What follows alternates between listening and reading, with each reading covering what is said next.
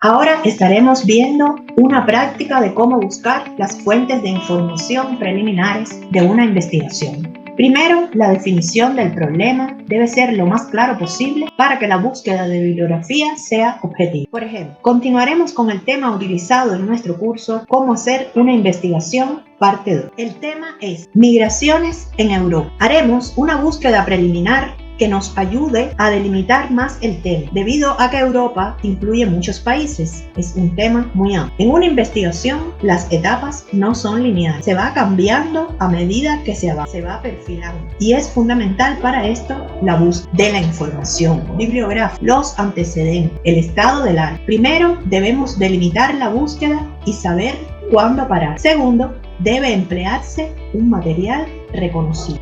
Podemos comenzar buscando en Wikipedia para ubicarnos en conceptos, teorías y obtener una idea general, y de ahí profundizar. Vemos, por ejemplo, el concepto de acción, la Organización Internacional para Acciones, información sobre Europa, su historia, geografía, economía, etc. Wikipedia es una fuente secundaria. Además, está sujeta a revisiones por expertos que pueden eliminar información incorrecta. Por esta razón, si se va a utilizar información que se encuentra en Wikipedia, se busca en el apartado referencias, se toma de las fuentes originales.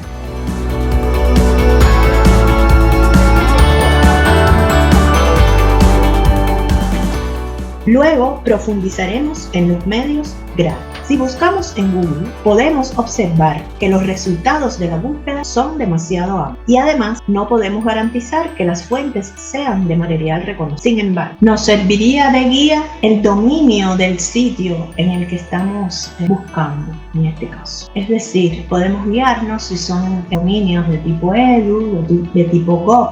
Son dominios confiables porque son dominios educativos, dominios gubernamentales, y la información en ellos es confiable.